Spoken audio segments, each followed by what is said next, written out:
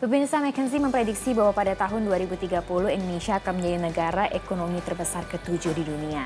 Ini berarti rantai nilai ekonomi negara kita akan semakin maju seiring dengan bertambahnya berbagai tantangan, termasuk di bidang pendidikan. Tentu kita ingin anak-anak kita mempunyai mindset internasional. Kita ingat bahwa pada tahun 2015 ini akan muncul pasar bebas. Bagaimana mereka bisa bersaing dan bagaimana menjawab tantangan ini. Sudah hadir bersama dengan saya di studio, Ibu Neni Sumawinata, perwakilan The Sampurna School System. Apa kabar Bu Neni? Baik. Bu Neni, kalau kita melihat potret pendidikan Indonesia, apa tantangan di lapangan menurut Bu Neni yang paling penting untuk dipilih? Mungkin yang harus kita lihat tuh ya kualitas pendidikannya ya. Tadi udah disampaikan ada pasar bebas ya, ASEAN Free Trade Zone. Sementara di pasar kita tahu ada competency gap antara lulusan ya dengan apa yang diperlukan saat ini tenaga kerja yang diperlukan oleh perusahaan-perusahaan. Kita lihat sarjana banyak yang lulus, tapi di sisi lain banyak yang mengatakan, pengusaha mengatakan kok nyari karyawan yang baik tuh kok susah ya. Iya. Nah itu ada gap. Nah bagaimana justru tantangannya bagaimana gap itu diperkecil.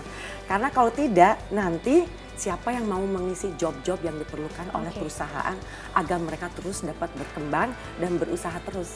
Bu Neni, apakah kemudian gap tersebut yang dicoba diisi oleh Sampurna School System? Apakah ini latar belakang berdirinya Sampurna Kurang School lebih System? seperti itu. Jadi sebetulnya yang kami lihat nih ada gap tersebut, talent gap tersebut. Kedua, kami melihat kan di Indonesia ini kelas menengahnya tumbuh pesat. Ya. Namun pilihan pendidikan bagi anak-anak dari kalangan menengah ke atas sangat Minim, sedikit, ya. minim. Nah justru kami ingin mengisi dengan bagaimana kita memperkenalkan sekolah dengan atau sistem pendidikan ya dengan kualitas internasional, namun aksesnya atau accessibility-nya atau dapat terjangkau lah oleh kelas-kelas menengah. Nah, menarik ketika Bu Neni mengatakan bisa terjangkau. Sebelum sampai ke sana, karena dari informasi yang saya dapatkan, Sampurna School System menerapkan STEM Ya. atau Science, Technology, Engineering, and Math. Kenapa harus STEM ini diterapkan, Bu Neni? Banyak orang pikir kalau STEM ini berarti anak saya nanti lulusnya insinyur, padahal bukan loh. Semuanya jadi insinyur. Kita ajaran STEM itu justru kita sudah ajarkan dari dini hari, hanya bentuknya dan intensitasnya berbeda. Tadi kan dikatakan kami memiliki satu sistem. Nah sistem pendidikan yang terintegrasi ini dari SD hingga ke kuliah, hingga kami juga ada professional development. Nah STEM itu harus diajarkan dini agar anak-anak terbiasa dengan critical thinking, analytical thinking. Terus juga istilahnya kami mengajarkannya tuh sistemnya project based learning. Jadi apa-apa kerja yuk, ada masalah gimana sama-sama kita memecahkannya. Itu konkretnya gimana di lapangan, Bu? Tapi dalam waktu pengerjaannya harus kelompok, jadi kita saling belajar. Jadi guru itu jangan dianggap segala sesuatu datang dari guru. Guru itu fasilitator. Ya. Bagaimana kita harus mengembangkan kreativitas diri kita sendiri. Nah, menarik ketika kemudian Bu Neni menekankan bahwa guru hanya fasilitator. Tapi berarti kan guru juga harus menyesuaikan dengan sistem yang ada di Sampurna School System ini. Apa yang dilakukan? Seperti apa kemudian, Bu Neni? Justru kami itu yang agak beda, selain kurikulum ya. Kurikulum kami memang kurikulum internasional, semua juga diajarkan dalam bahasa Inggris. Tapi yang lebih penting lagi juga gimana sih teaching and learning experience-nya, proses pembelajaran dan mengajarnya. Nah kebetulan kami tuh di Sampurna School System ini selalu mengambil best practice dunia. Jadi prinsip kami kirim ke Amerika 6 bulan. Di Amerika ada program yang namanya KIP, Knowledge is Power Program. Wow. Itu fokusnya justru di teaching and learning experience. Bagaimana membuat mengajar tuh fun, ya.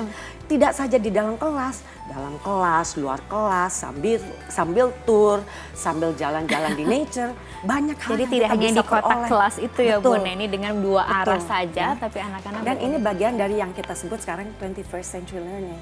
21st century learning itu tidak fokus juga hanya di kelas.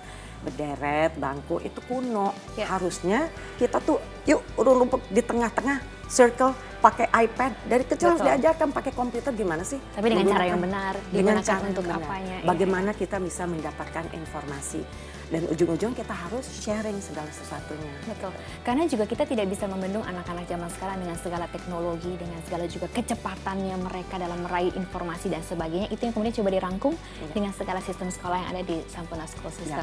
Bu Neni, kalau kemudian melihat bahwa ini adalah sebuah pendidikan yang ingin dijalankan oleh Sampurna School System, dari TK sampai kemudian ada juga kelas-kelas profesional dan sebagainya. Is it really affordable? Betul-betul affordable, Bu Neni? Kalau dilihat bahasa Inggris, kemudian juga metodenya diambil dari Amerika, apakah betul semua masyarakat Indonesia bisa merasakan pendidikan ini, Bu Neni? Kalau kita bicara dari TK hingga ke SMA atau high school ya, middle school, high school, itu range-nya kurang lebih per tahunnya 20 sampai 45, 20 ke 45 juta per tahun ya.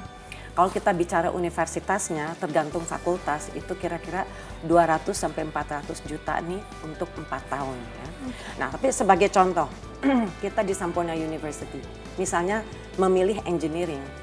Di engineering kami sebetulnya tanpa meninggalkan Indonesia, kami siswa itu akan mendapatkan ijazah yang diakui di Amerika Serikat. Internasional ya. Karena kami kerjasama dengan Louisiana State University.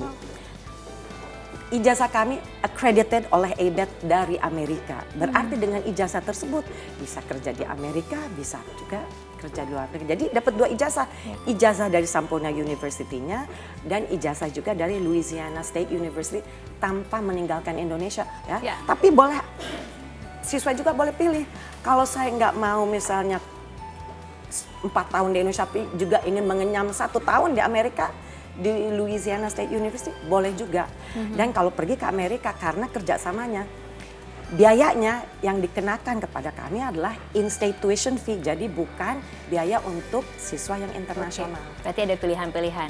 Yang pasti ini menjawab semua mimpi orang tua Indonesia dan juga mimpi anak-anak Indonesia, bahwa semua berhak untuk bermimpi dan semua berhak untuk mencapainya. Bu Neni, terima kasih banyak.